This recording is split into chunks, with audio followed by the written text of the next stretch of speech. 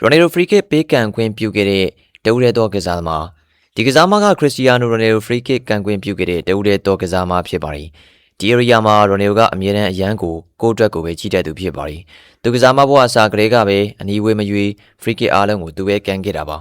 တက်ကြီးလာလို့သူရှိန်နေသွားတဲ့အခုချိန်မှာတောင်မှ NSR အတွက်ဧရိယာနာကဖရီကစ်ဘောတိုင်းကိုသူကပဲကန်နေကြတော့မှာပဲနိုင်ငံသင်းတဲ့တောင်မှသူကသမိုင်းတစ်လျှောက်အကောင်းဆုံးဖရီကစ်ကန်သူဖြစ်တာကြောင့်အဲဒီကြောင်းကိုလူတိုင်းကိုရောသူ့ကိုယ်သူပါပြန်တည်ပေးနေတော့ဖြစ်ပါတယ်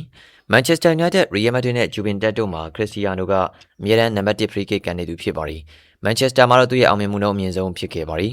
ကန်ဂျာတိုင်းကအန်ဟောစရာကောင်းတဲ့ဂိုးတစ်ခုလိုခံစားခဲ့ရပါတယ်ဒါပေမဲ့ရီယယ်မက်ဒရစ်မှာတော့သူကတကယ်မှပြိုင်ဘက်တွေရှိလာခဲ့ပြီးတော့ဖရီကစ်တွေကိုခွဲဝေယူဖို့အတင်းကျပ်ခိုင်းခံခဲ့ရပါတယ်အဲဒီကစားမကတော့ဂျိမ်းစ်ရိုဒီဂိုစ်ဖြစ်ပါတယ်